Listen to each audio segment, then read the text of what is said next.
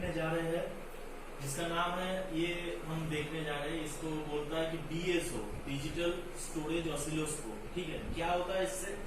इससे होता है कि फ्रीक्वेंसी जो होता है, पिछले वीडियो में हमने देखा था कि FCM के जरिए या फ्रीक्वेंसी काउंटर मीटर के जरिए फ्रीक्वेंसी चेक करना। आज हम देखेंगे DSO यानी कि डिजिटल स्टोरेज ऑसिलोस्कोप के जरिए ग्राफिकली कैसे एक फ्रीक्वेंसी या एक से ज्यादा फ्रीक्वेंसी चेक किया जाता है या समझने के लिए। ठीक है, तो सबसे पहले इसको ऑन कर लेते हैं। ये ऊपर स्विच है पावर वाला, नॉर्मल पावर केबल से चलता है जिससे SMPS ऑन होता है। ठीक है, और इसके साथ मिलता है एक प्रॉप। ठीक है, ये हम कनेक्ट कर देते हैं इसके साथ। यहाँ पर देखिए दो प्रॉप लगाने का जगह है, एक है X एक है Y।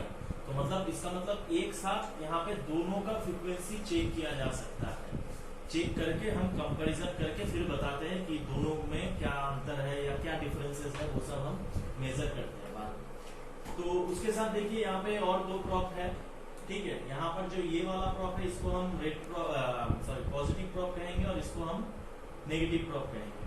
ठीक है, अब इसके ऊपर इस यहाँ पे देखिए डेस्कटॉप का ऑन बोर्ड है मेरे पास। ठीक है, ये बोर्ड को ऑन कर लेते हैं। ऑन ही है ये, ऑन ही है। तो इसमें हम फ्रीक्वेंसी चेक करेंगे। आज हम सिर्फ फ्रीक्वेंसी कैसे चेक किया जाता है उसके बारे में बता रहा हूँ।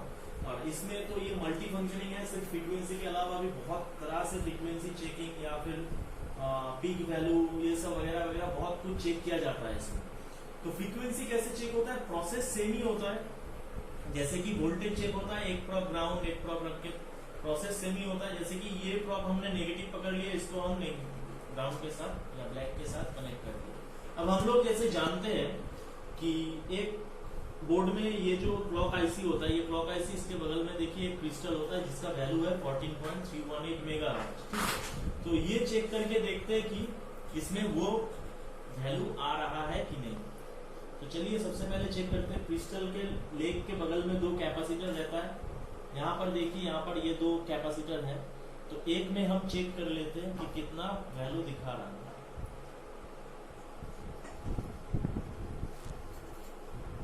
ऑटो प्रेस कर लिए। अब यहाँ पे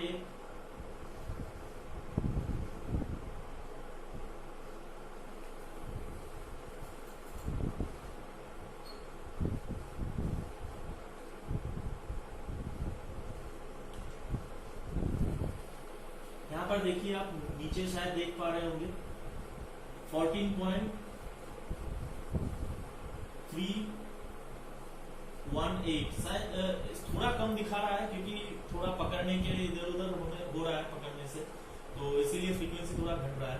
ठीक है, यहाँ पर देखिए 14.318 लगभग सेम ही दिखाया है। यहाँ पर और भी कुछ मीन वोल्टेज कितना है, मतलब मिनिमम 1.44 मिली वोल्ट चैनल 1 में सेट किया गया है।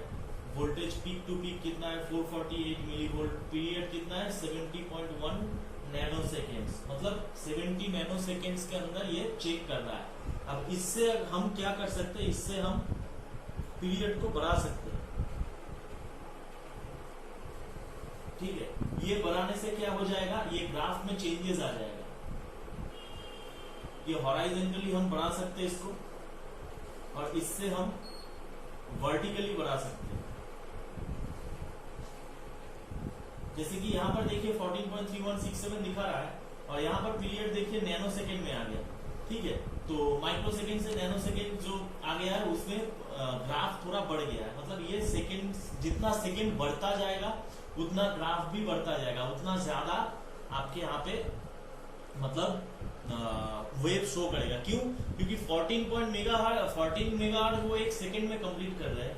मतलब एक सेकेंड में लगभग 14 लाख के करीब वो फ्रीक्वेंसी जनरेट कंप्लीट कर रहा है। तो जितना बढ़ाएंगे हम यहाँ से उतना ज्यादा बढ़ेगा, वर्टिकली भी और हॉरिजॉन्टली भी। ठीक है, तो इसको नापने के लिए ऑटो में कर लेते हैं। ऑटो में देखिए आप क्या यहाँ पर दिखा रहा है कि 269.90 या 70 नैनो सेकेंड्स में ये पल्स ये जनरेट कर रहा है। अब ये गया एक लेग में। हम लोग जानते हैं कि क्रिस्टल का जो चेकिंग प्रोसेस है वो दो लेग में, दोनों जो फ्रीक्वेंसीज है वो उसका ग्राफ अलग होना चाहिए, यानी कि उसका जो वोल्टेज होता है फ्रीक्वेंसी में जो हम वोल्टेज चेक करते हैं वो अलग अलग होना चाहिए। तो एक हमने यहाँ पर चेक किए, एक दूसरा कैपेसिटर या दूसरा लेग में रख के चेक करते हैं कि कितना दिखा रहा है यहाँ पे।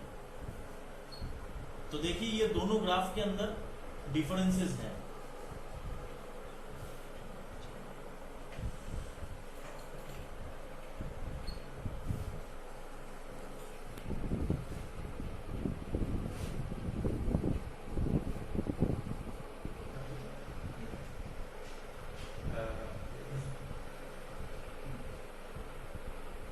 हाँ, तो जैसे हम बोल रहे थे कि क्रिस्टल के दो लेग में दो तरह से मतलब दो वेवलेंथ से वो फ्रीक्वेंसी पाया जाता है। जैसे कि हम जब वोल्टेज चेक करते हैं तब दोनों में अलग अलग वोल्टेज दिखाता है तो हम समझते हैं कि वो क्रिस्टल ओके है, ठीक है। तो उस हिसाब से दोनों में फ्रीक्वेंसी का जो वेवलेंथ है वो भी अलग अलग होना चाहिए। तो इधर देखिए जरा ध्यान से,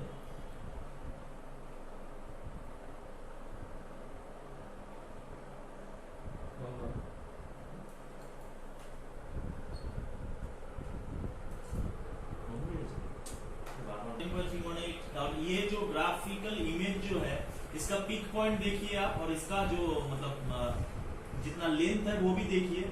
ये गया एक लेग का, दूसरा लेग का अगर मैं दिखाने जाऊं तो वो थोड़ा ऐसा दिखेगा। मतलब दोनों में डिफरेंस आपको नजर आ रहा है, मेरे को लगता है कि आपको नजर आ रहा है कि ये एक ऐसा जिसका पीक थोड़ा छोटा है और लेंथ जो है इसका बीच का वो थोड़ा ज्यादा है, और दूसरा लेग में देखिए इसका पीक थोड़ा बड़ा है और जो दोनों का लेंथ है वो कम है। तो इससे हमें ये पता चलता है कि दोनों में अलग अलग वेवलेंथ का फ्रीक्वेंसी जनरेट हो रहा है। तो इसके चलिए हम ये इसको कंफर्म कर सकते हैं कि ये क्रिस्टल ओके है, ठीक है। तो ऐसे और भी क्रिस्टल यहाँ पे होता है, ठीक है। तो आज हम सिर्फ क्रिस्टल का ही फ्रीक्वेंसी देखे, नेक्स्ट दिन कुछ और देखेंगे उसके साथ साथ, और इस सीआरओ का जो और भी दूसरे यूजेस है, क्या क्या काम में यूज होता है वो सब कुछ